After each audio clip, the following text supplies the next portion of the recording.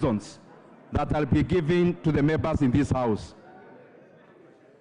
Honorable Speaker, I can barely actually also hear myself.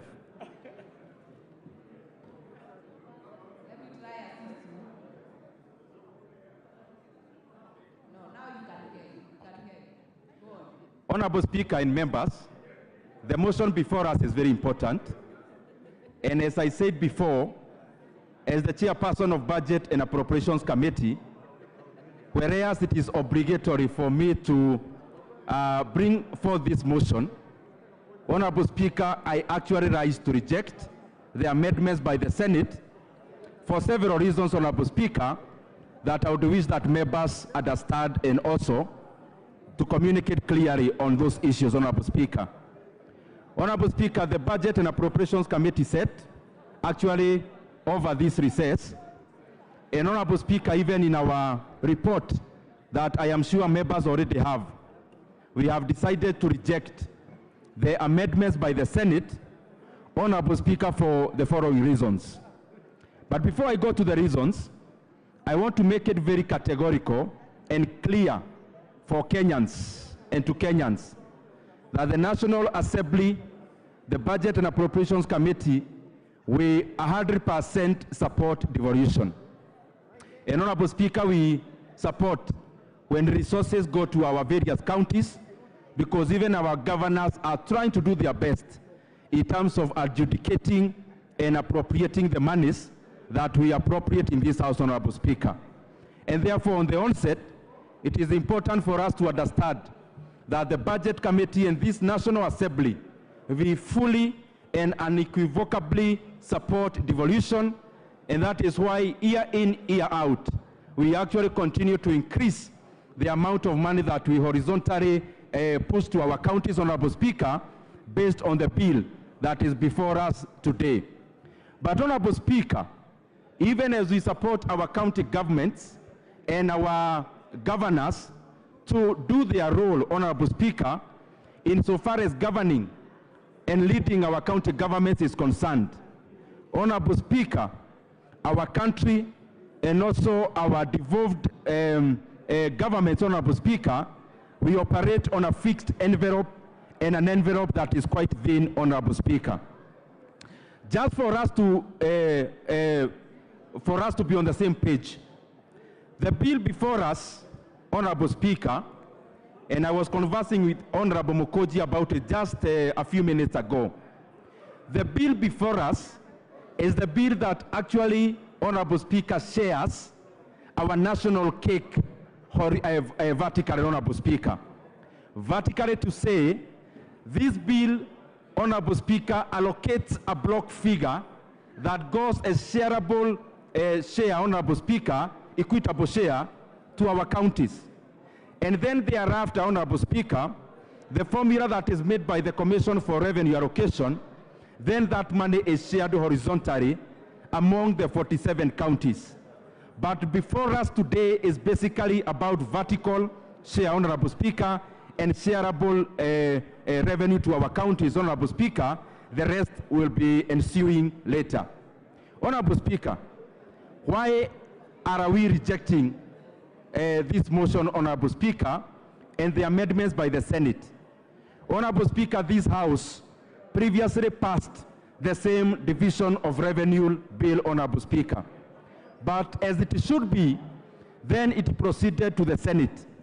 Honorable Speaker, when it proceeds to the Senate, in case Senate agreed with this House, Honorable Speaker, then this bill would have gone to the next stage.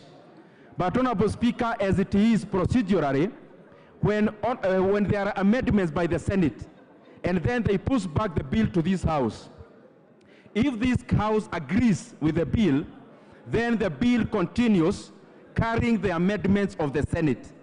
But Honorable Speaker, when this House rejects, as we are going to do this afternoon, then Honorable Speaker will have to go through a mediation process between this House and the Senate so that we can have a common ground on this matter, Honorable Speaker. And therefore, Honorable Speaker, as we reject this bill, it is thus an opportunity we are requesting from this House that they give us an opportunity to proceed to mediation between this House and the Senate so that we can get a middle ground. Honorable Speaker, what are the facts around it? Honorable Speaker, in the budget policy statement that we passed earlier this year, Honorable Speaker, we were working with a budget then of around 4.18 trillion Kenya shillings. Honorable Speaker, after the passage of the BPS, we have had to relook at our budget, and Honorable Speaker, we have actually been able to slash close to Kenya shillings 270 billion, and therefore the budget we are dealing with now is a budget of around 3.913 trillion Kenya shillings. Honorable Speaker, when we appropriated or when we set the ceilings in the budget policy statement, the shareable revenue or the share, the equitable share that we had provided to our counties was approximately 391 billion Kenya shillings. Honorable Speaker, and this is what I would implore upon my colleagues even to get this point. Whereas we appropriated or we set a ceiling of 391 billion Kenya shillings, when our budget then was 4.18 trillion, even after we slashed the expenditure by the national government by 270 billion Kenya shillings, Honorable Speaker, we have still gone ahead, Honorable Speaker, to let the figure of 391 persist in the current budget of consideration. And therefore we have not affected the equitable share that we actually passed in the budget policy statement, even after we had slashed all the other departments. But Honorable Speaker, when this bill proceeded to the Senate, then the Senate, in their wisdom, thought it is proper that we consider a different figure. And therefore, Honorable Speaker, whereas this House is dealing with a figure of 391 billion, our colleagues in the Senate, Honorable Speaker, have proposed in the current motion that we are debating today a figure of 415 billion Kenya shillings as equitable share, Honorable Speaker. And therefore, Honorable Speaker, there is a gap of Kenya shillings 24.8 billion Kenya shillings. These are the ramifications, Honorable Speaker. We are currently dealing with a deficit to GDP ratio of 2.9%, which is actually, Honorable Speaker, a very modest and a very considerate deficit. In fact, in the region, Honorable Speaker, Kenya is the one operating on the lowest deficit to GDP ratio in terms of the estimates that we'll be debating later on in this House. And therefore, Honorable Speaker, so to say, we want to cap our deficit at 2.9%. And therefore, our budget is inelastic. Whatever amount of money we may want to add to our counties, over and above the 391 billion Kenya shillings, a certain vote has to give way. Because, Honorable Speaker, we are not dealing with an open envelope. Honorable members on my right, the consultations are too loud. Honorable Nyakundi, Honorable Karidho, take your seats. Honorable Meli, we need to hear the chair. Honorable Gashagwa, break the Kamukunji, take your seat.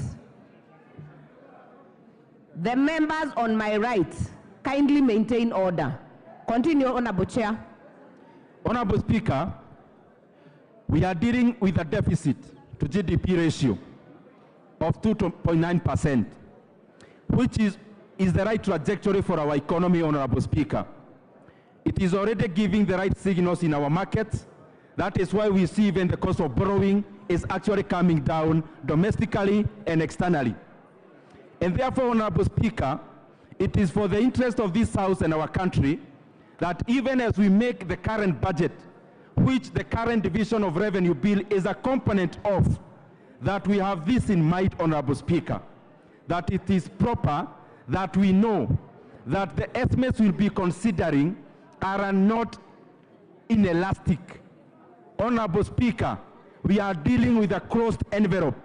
And therefore, if, Honorable Speaker, we were to consider a figure higher than the 391 billion Kenya shillings already set in the ceiling at the budget policy statement, Honorable Speaker, therefore, certain votes and certain expenditure lines have to give way. And Honorable Speaker, it is important for this House to also know some of the considerations that are on the table. If we need to add the shareable revenue from 391 billion Kenya shillings, Honorable Speaker, the first proposal is that we slash the RMLF that is going to our counties by 10 billion shillings, Honorable Speaker. And that is the reason why the Budget and Appropriations Committee rejected the report, Honorable Speaker. Honorable Speaker, the second consideration for us to bridge the gap of the 24 billion is for us to slash NGCDF, Honorable Speaker, from the current proposed figure, Honorable Speaker, and we slash NGCDF by 10 billion Kenya shillings to go into the shareable revenue, Honorable Speaker. If the wisdom of this House is to agree with the Senate, then we'll have no choice than to slash Kenya shillings 10 billion at the RMLF to go to the shareable revenue, Honorable Speaker. And that is one of the reasons why, the Budget and Appropriations Committee rejected. Honorable Speaker, secondly, if you are to agree with the current amendments by the Senate, we may have to slash Kenya shillings 10 billion from NGCDF to go to the shareable revenue. And Honorable Speaker, that is the second reason that the Budget and Appropriations Committee rejected those proposals by the Senate, Honorable Speaker.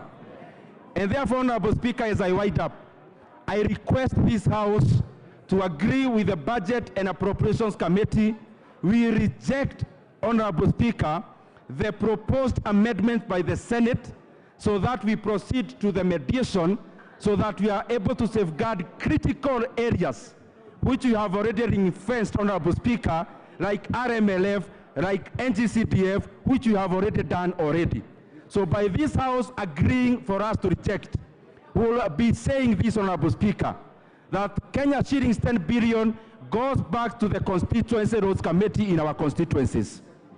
By rejecting, Honorable Speaker, we will be saying no to cuts on NGCDF, Honorable Speaker, because NGCDF, or Honorable Speaker, the proposals we are already in the process of doing, Honorable Speaker, and it will be injurious to NGCDF committees across the country, Honorable Speaker, if we agree with the current amendments. Honorable Speaker, I now request the very able Vice Chairperson of the Budget and Appropriations Committee, the Honorable Mary Immerse, to second in rejection of these amendments. Reject. Honorable Immerse, you have the floor. Thank you, Madam Speaker.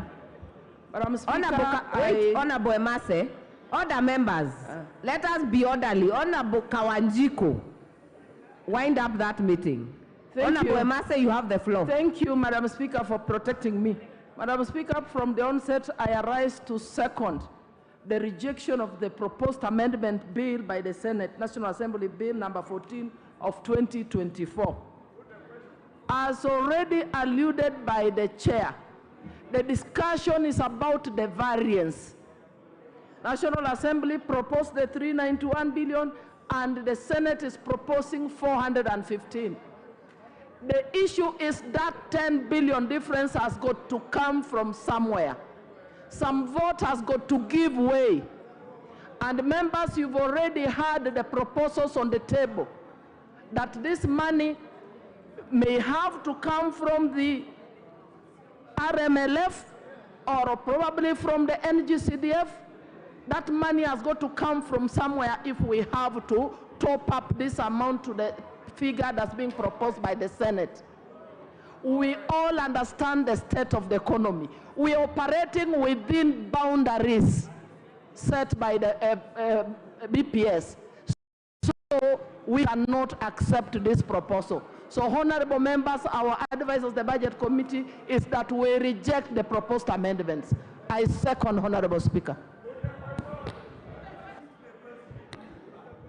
Honorable members, I therefore propose the question that the Senate amendment to the Division of Revenue, National Assembly Bill number 14, of 2024 be now considered.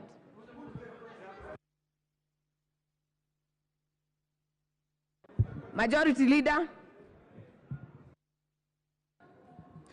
Honorable Speaker, I rise to agree with the Committee on Budget and Appropriations. Honorable Speaker, it's important that as we make decisions, we are aware that someone once told us that all choices, Honorable Speaker, have consequences. If, Honorable Speaker, we were to agree with the Senate this afternoon, what the chair of the Budget and Appropriations Committee and his committee is that in budget making, when you give something, something else must give in. Honorable Speaker, you know the problem we have had with many of our governors with the road maintenance, road fuel levy for road maintenance. Honorable Speaker, you know the spirited effort they have been asking for 10 billion shillings out of funds that you are receiving in your constituencies for road maintenance. Then the Budget Committee, if we are to agree with the Senate amendments, the Budget Committee will have nothing else to give other than to give in. And you sacrifice Kera roads maintenance funds to your governors, assuming that they are going to build the same roads that you build. To Honorable Speaker, the chair of the Budget and Appropriations Committee has spoken to the issue of NGCDF. Honorable Speaker, you know the challenges we've had with the NGCDF and the opportunities. And at the time that we have celebrated 20 years of the existence of NGCDF, Kenyans across the country can tell you this is the only tangible money they feel on the ground in terms of projects and even in terms of the monies that we are giving to students for bursaries, Honorable Speaker, including the money for our women reps. The great ladies that we have as women reps across our 47 counties, Honorable Speaker, are doing a far much more commendable job than many governors, Honorable Speaker. The GAF money, you can see what GAF money is doing in every county in this country, Honorable Speaker. Our women leaders, Honorable Speaker, that is why, at the risk of stepping on my male colleagues' friends, Honorable members, women members, it's totally out of order to shout in the House. You know how you can do what you're doing, but don't shout. Honorable Speaker, I was saying, at the risk of being lynched by many male governors and prospective governors, I have proposed that if I had the ability to alter part of our constitution, I would propose that our women leaders even have the governor position as an affirmative action seat, because they are good in managing funds, Honorable Speaker. And I don't say this, Honorable Speaker, because I'm a father to girls.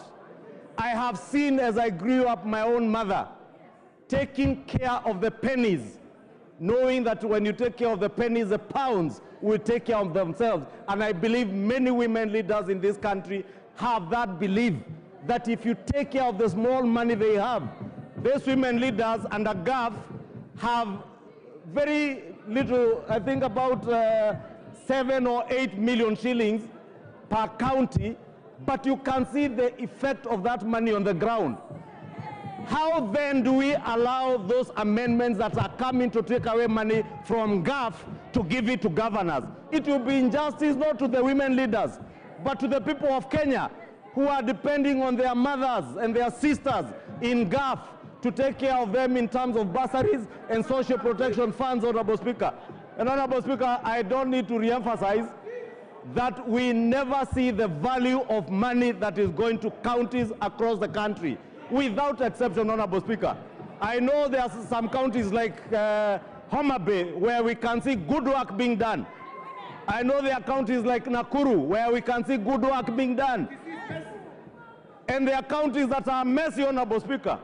There are counties where the Auditor General is telling you, my county in Kiambu, close to 1 billion shillings on roads has gone to waste. Close to another 100 million shillings that was being given as fertilizer and chicks, Honorable Speaker, has been stolen, Honorable Speaker.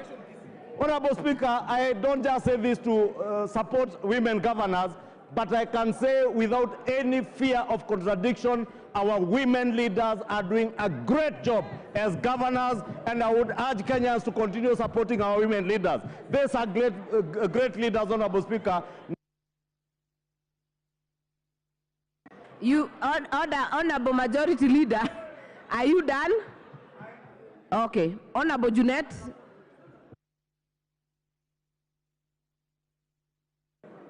Mr. Speaker, Madam Speaker, I stand to support the amendments of the Senate, Madam Speaker. Madam Speaker, let's be honest. And let us be honest to ourselves, and let us be honest to Kenyans, Madam Speaker. Madam Speaker, some of these counties that you are seeing in this country have seen 1 billion shillings for the first time in their lives after devolution, Madam Speaker. We shall not be used as a house to kill devolution, Madam Speaker. We must stand up, because that is the only way we are going to save devolution, Madam Speaker. Madam Speaker, as you are aware, the Senate has only asked for an increment. They have never said we remove the money from NGCDF. They never said we remove from fuel levy. They never said, Madam Speaker. There are devolved functions that are being held here in Nairobi, like the health functions, like agriculture functions. Why are you keeping those monies in Nairobi here? Why don't you send those monies to the counties, Madam Speaker? That is why we have people eating now fertilizer money in this country, Madam Speaker. Why can't you send those monies to the counties? Madam Speaker, what I am saying, if Osoro might want to know what I am saying, is that we must send more money to the counties. If you want to deal with corruption at the counties, deal with corruption. Jail governors, jail chief officers, and all kinds of people. But you cannot deny the people of Kenya who live in